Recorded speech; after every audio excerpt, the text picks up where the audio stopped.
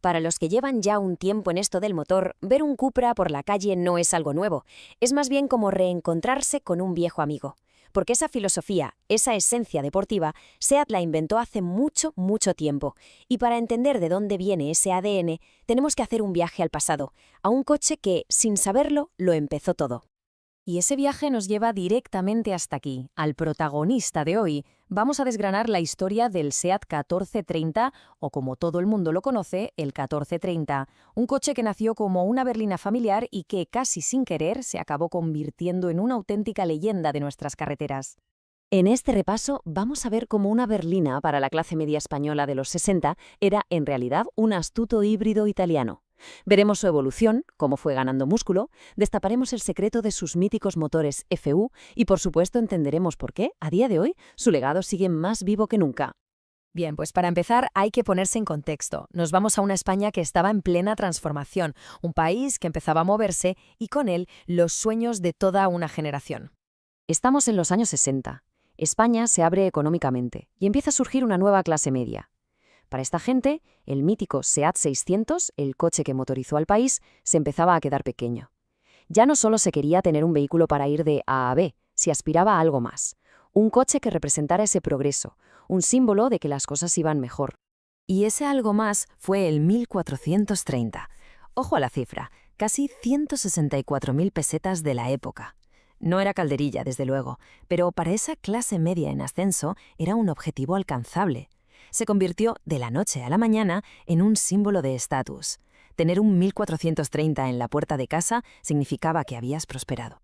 Pero, ¿de dónde salió exactamente este coche? Porque aquí viene una de las claves de su historia. No era, como muchos piensan, una simple copia de un modelo italiano. Era algo bastante más ingenioso. La jugada maestra de SEAT con el beneplácito de Fiat fue una especie de Frankenstein, pero en el buen sentido. Cogieron la base, el chasis, del Fiat 124, que era robusto, fiable y barato de producir. Y sobre esa base le montaron la carrocería y sobre todo el motor del Fiat 125, que era un coche de una gama superior, más aparente y potente. ¿El resultado? Un coche con un aspecto y un rendimiento superiores, pero con un coste de producción contenido. ¡Brillante! Y esto es lo que lo hace tan especial, lo que le da su propia identidad. El SEAT 1430 no existía como tal en Italia. Se diseñó en Turín, sí, pero pensando específicamente en el mercado español, y se fabricó exclusivamente en la planta de Barcelona. Nació siendo un coche de aquí. Pero la historia no acaba con su lanzamiento. El 1430 fue un coche que no se durmió en los laureles. Fue evolucionando, mejorando con los años y ganando cada vez más carácter. Su vida fue corta pero intensa, de apenas 6 años, en los que vimos 3 series distintas. La primera en el 69. 2 años después, en el 71, llega la segunda serie con cambios estéticos como los pilotos traseros, más grandes, y algo importantísimo, un sistema de frenos de doble circuito, mucho más seguro. Y al 73 llegó la bomba, el motor potenciado. Esta versión potenciado marcó un antes y un después. Puede que pasar de 70 a 75 caballos hoy nos suene a poco, pero en aquella época era un salto considerable. Además, se le añadió un electroventilador. Esto, que parece un detalle menor, era clave para mejorar la refrigeración y permitirle al motor rendir mejor cuando se le exigía. Aquí es donde su fama de berlina con alma de deportivo empezó a coger fuerza de verdad.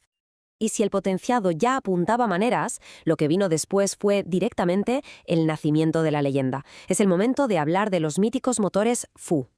Para entender a los FU, hay que saber qué es un motor bialbero. Es una palabra italiana, claro, que significa doble árbol de levas en cabeza. En pocas palabras, era una tecnología bastante avanzada para un coche de calle de la época, un diseño del legendario ingeniero Aurelio Lampredi, el mismo que hacía motores para Ferrari. Casi nada. Pero, ¿y el nombre? La historia del apodo FU es genial. No viene de ningún departamento de marketing.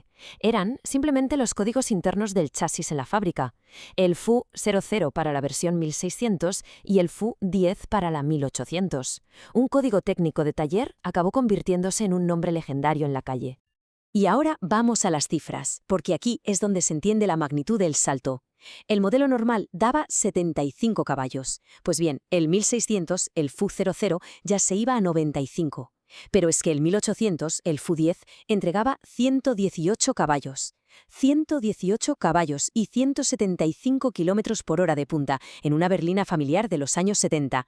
Era sencillamente una locura, un auténtico matagigantes. Y claro, con una base mecánica tan buena, la gente no se quedó quieta.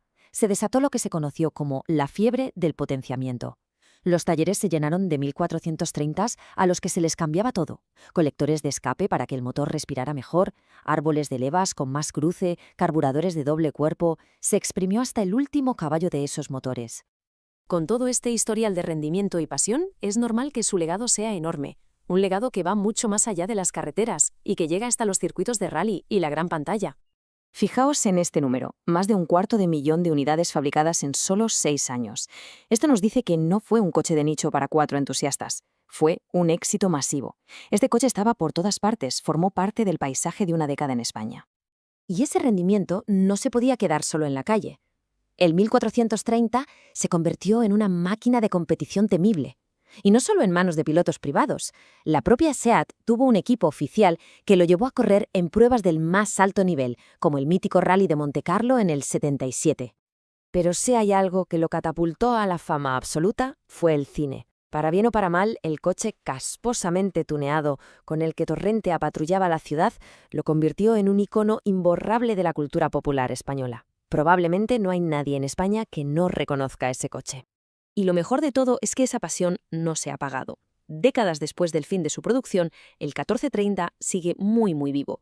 Hay clubes de aficionados por toda España, foros en Internet, concentraciones de clásicos. La llama de esta leyenda sigue encendida gracias a una comunidad increíblemente fiel. Y con esto llegamos al final y cerramos el círculo volviendo al principio. Viendo todo esto, lanzo una pregunta al aire. ¿Cuál sería el 1430 de hoy en día? ¿Qué coche actual captura ese espíritu de ser una berlina práctica, un símbolo de estatus y, al mismo tiempo, un deportivo con garra escondido bajo una apariencia discreta? Da que pensar, ¿verdad?